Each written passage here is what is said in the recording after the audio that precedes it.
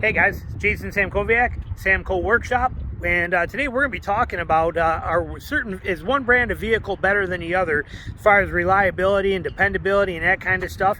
And we're here at a local, dealership here, a Ford dealer. I'm in West Branch, Michigan here, and I want to mention some things. They're closed today, Sunday, 4th of July weekend, so I can browse around a little bit and not have sales guys bugging me and that kind of thing. And but we got enough brands here, okay? We got a variety of cars used, mostly used, again, there's a very short supply of new vehicles. Pretty much everything is used these days that we got here on the lots. But let's talk a little bit about that brand reliability, that brand stuff.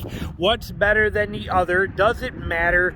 These kind of variables. You can watch things like consumers reports, which crack me up. You got to really dive deep into them. For example, we take the Ram. I think I seen one over here, but if we look at a Ram 2500, okay, which in my opinion, of the vehicles I've owned, which has been 9 brand new F-150s, a ton of other ones. I mean, I go through a vehicle every 18 months, okay, for part of my business. So it's just what I got to do. So I buy a lot of new cars, a lot of new trucks, I should say.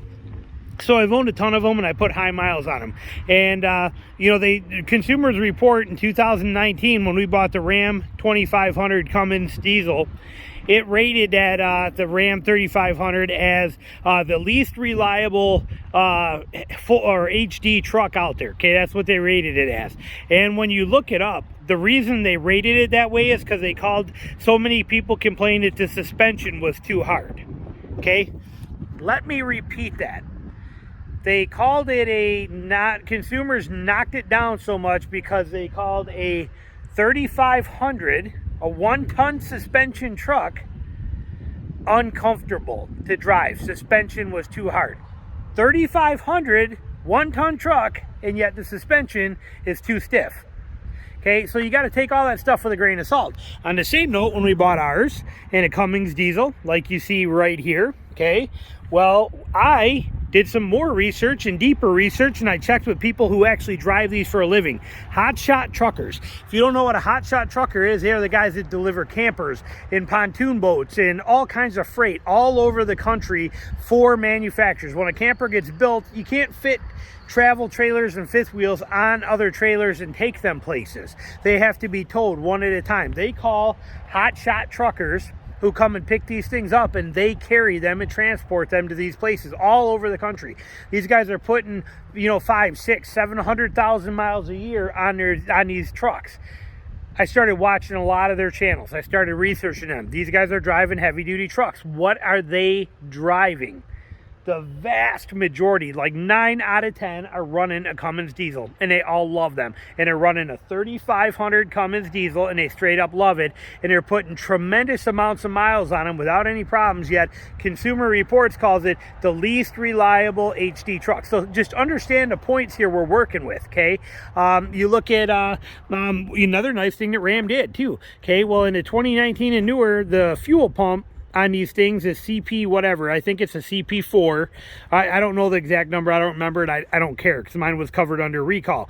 Ram recalled the fuel pump because they had only 25 incidences. Out of all the 2500s and 3500s, they had a fuel pump failure on 25 vehicles, so they recalled on all of them the fuel pumps, which is like an $8,000 job, but they recalled them and switched them back to the old fuel pump.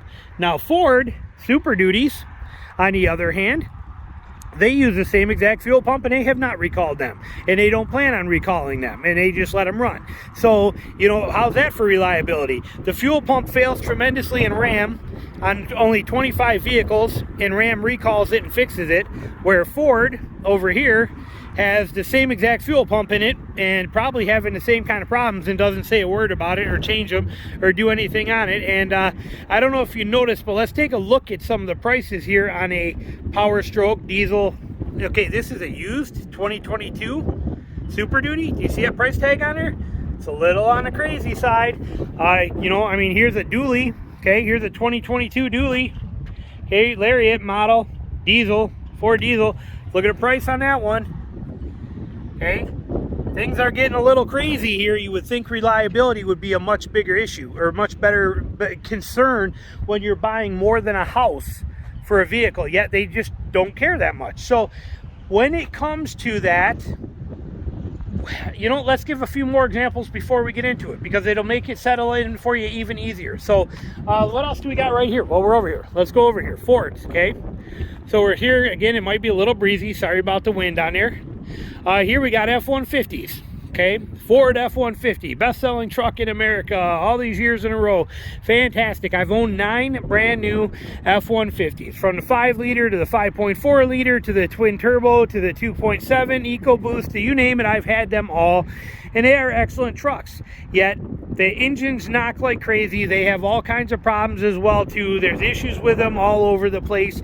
They don't have the longevity. My neighbor owned a one of the, you know, the second year, like a 2016 or 17 2.7 EcoBoost, and both of his twin turbos blew out at 40,000 miles and had to be repaired under warranty. And then when he hit 88,000 miles, he had to do the same thing again too. Both turbos were blown out of it. So you hear this stuff constantly. Let's look over here, another iconic one. Oh, let's look at this. Okay, we got right here the Ford Bronco. I'll zoom you back out when I get closer, but let's talk about this Ford Bronco. Everybody's like, oh my God, it's a Bronco. It's going to be a Jeep killer. The thing's amazing. You're getting Ford reliability. Well, are you getting Ford reliability? Because in reality, these things right now, they got a valve problem in them that you know, there's a lot of people with less than 10,000 miles on them. They're dropping a valve and blowing the entire motor out. And then guess what Ford's telling you? They're telling you, sorry, those parts are on back order. It's going to be 3 to 6 months before we can get the parts and fix it. So if you own one of these ticking time bombs right now, you're not going to be very happy when that goes out on you. These are issues that, so what I'm getting at, so we know that Ford's got problems, you know, and they have issues. Chevy, okay, here's an older Chevy, a 2014 right here, but there's Chevys all over the place. Chevy has had to drop 2 motors from their lineup because they just can't make them work well. They got all kinds of problems. They do a bunch of stupid stuff with their vehicles too. Here, 3500 HD 2019.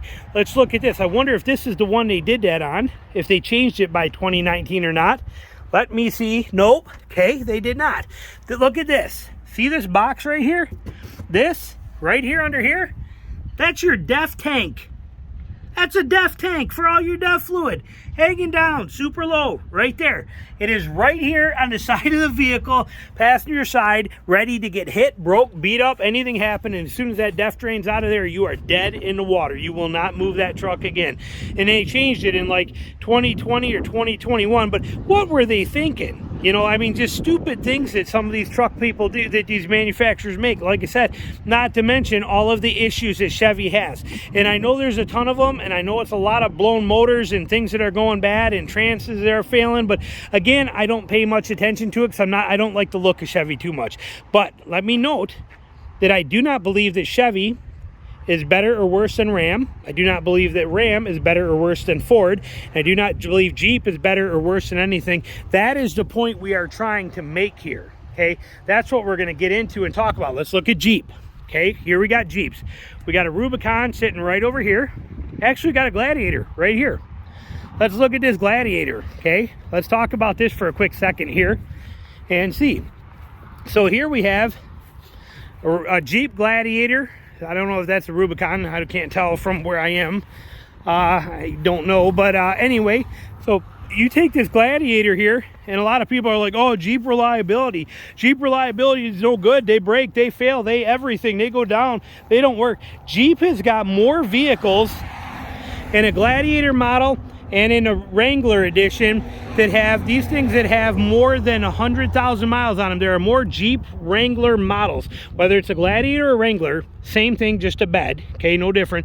But a Jeep Wrangler style vehicle on the road with over 100,000 miles of them, there's more of them than I think there is any other vehicle out there. Do they have a couple problems, require a little bit of maintenance? Yes, so does everything. You're not going to beat that. You can't get away from it. Does that mean that Jeep's a bad vehicle? No. Look at this Raptor. Okay, here's a Raptor. It's talk about this. My buddy, good friend of mine, you guys may have even heard me talk about him, Barry. He's owned 11 Raptors in the last 7 years, okay? And he makes tremendous money on them. He buys them brand new by ordering them. He gets smoking deals on them when he does, and then he gets it, and then he sells it before the other ones are available because he pre-ordered them, and he does fantastic. But he drives them, and he enjoys them, and he loves them, okay? And he, you know, he's got, you know, on his channel, he had people that are like, oh, the frame bend on mine's a piece of junk, the frame bend. Well, then you go on his channel and you look, and the guy's jumping this thing at Silver Lake Dunes, and he's jumping his truck 10, 12 feet in the air and coming down on it hard, and he's wondering why the frame's bending. So point being, the stuff you hear on the internet is irrelevant. Don't let that stuff bog you down with the stupidity of that. We got one more over here we'll take a look at as well too. But point of this whole thing is, it doesn't matter who makes it, okay? It doesn't matter. You're not really gonna get 100% reliability and dependability and quality of vehicle today anymore. I don't care. And it's not that Chevy does bad, or that Ram does bad, or that Ford does bad, or that Jeep does bad. It is the fact that 99% of these vehicles are put together with aftermarket parts, okay? These parts, everything on these vehicles is subcontracted out and made by other manufacturers. So Ford, GMC, Jeep, all these companies, they are relying on other people to do a good job. Multiples, hundreds and hundreds of other people to do a good job, and then give them those parts, and all those parts to cohesively work together and create a vehicle that's going to have no problems. That in itself becomes a problem. So you have all sorts of issues with these. It is the nature of the beast. So if you think that this is better than this, you're sadly mistaken. If you think this is better than this, you're sadly mistaken. If you think either one of these are better than one of those Fords over there, you are sadly mistaken. If you think the Ford is better than either one of these, you are sadly mistaken. They are all the same. There is no difference whatsoever. The reliability, the quality, it all averages out. It is the same any way you cut it. Don't think one is better than the other. And when we come over here, let's look at one more, the last player in the bunch here, okay, which I also own. So over here we have a 2017 Toyota Tacoma. Right here, Toyota Tacoma Sport. You can tell it's a Sport, TRD Sport, because it has the hood scoop on it. The Sport is the only one that has it. This one happens to have about a 3-inch lift on there, I can tell. Aftermarket wheels and tires, which means he's probably burning up U-joints like crazy, or CV axles, which you can tell by looking at those. Most likely, yeah, see new boots on them. Yeah, of course. Yeah, like I said, these, you know, you go lifting a Tacoma 3 inches in the air, and you're going to have all kinds of problems with it, longevity-wise, I promise you that. But point being, Toyota is supposed to be king of reliability. Okay, that's what the statistics say. Is it? Well, maybe, maybe not. Who knows? Is this any different than this Ford F-150 or any of these other trucks we've been talking about? No.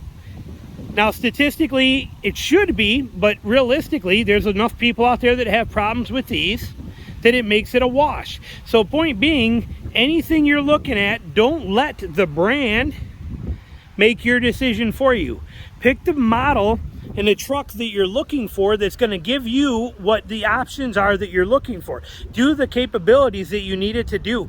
Fit the price range budget you're going to want, and then just enjoy it, okay? That's really all your only option today. There's not a vehicle out there that is going to give you that rock solid dependability and reliability. There's so many people are going to argue this concept with me and tell me I don't know what I'm talking about, and tell me this stuff is junk and that's better, and I'm a Ford guy and I'm a Chevy guy, and you know, it goes on and on. But realistically, stop it, cut it out, pay attention, and look at it from a real standpoint. It's a crapshoot any way you cut it. Again, we're talking about, you know, Ford, who's always been, you know, number 2 right behind Toyota for reliability and that kind of stuff and service. Again, if you bought this right here and that thing craps out at you at 8,800 miles, 8,800 miles, and that valve drops out and that thing crashes and blows up on you, they're going to say sorry about that, but you're 3 to 6 months before we get the parts in to fix it for you. Too bad. Wish we could help you. It's just the way the economy is now. Not good, okay? So then we look at my 4Runner over here. My wife's 4Runner, I should say. Now that vehicle being the exception to the rule, honestly, in my opinion. That vehicle right there has been archaic. It's archaic in design, time tested, proven, and in so few parts that are made by other companies for Toyota. They do it all themselves, and they've had long contracts and the methods of these parts being made for so many years. That one kind of fits the bill of very long, high quality reliability. Okay, it's because it's so old. When they put the new one out next year, it's going to fit in the same category as every other vehicle out there. A straight up crapshoot. Okay, because of all these variables we talked about. So that is the reality of owning any vehicle today. It is a crapshoot. Nobody makes them better. Nobody makes them worse. Nobody is better than the other. Nobody is more reliable than the other. It's going to come down to what you want best. If you've been a Ford guy your whole life, that's too bad. It's time for you to start looking, because there may be something from Chevy or Ram that fits your bill better. If you've been a Chevy guy forever, you don't know what you're missing. Maybe a Ford is going to be right up your alley. Now, what I'm trying to get you to understand is those days of, you know, Chevy versus Ford and all this kind of stuff, they are gone. Take a look at everything that's out there. Find what's going to fit your purposes best. Find what's going to fit your budget best, what's going to work best for you, and then buy it. If you're not comfortable with the worrying about things breaking, get an extended warranty. Don't buy your warranty at the dealer. Never buy your extended warranty at the dealer at the time of sale. They're ripping you off on it, okay? Instead, get the vehicle while you have it. You buy it, you go home, then you think about it, and you can contact either, you know, like on our Ram, we had it, you can go right through Chrysler, like I did on my my Jeep Trailhawk, or my Cherokee Trailhawk.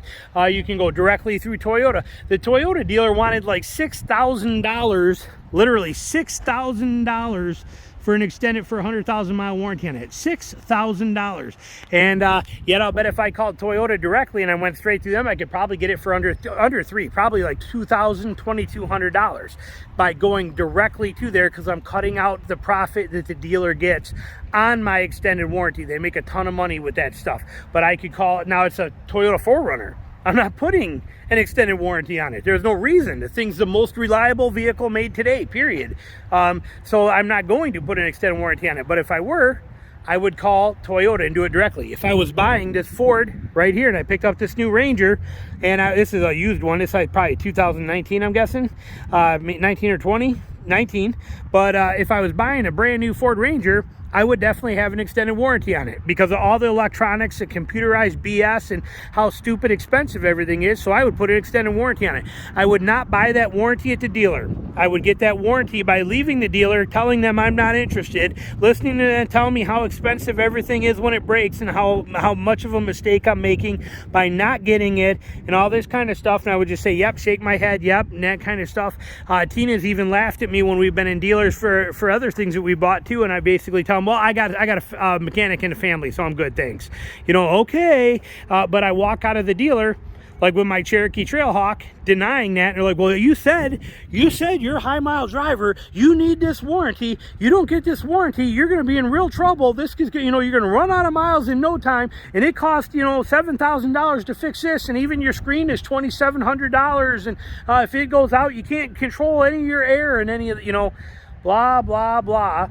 I left there. I did not buy it from them. I got home. I called Chrysler up directly. I paid $1,800 and I got an 80,000 5-year warranty, five-year 80,000 mile bumper to bumper warranty on it for like $1,795. They wanted $3,800 for the same warranty at that dealership.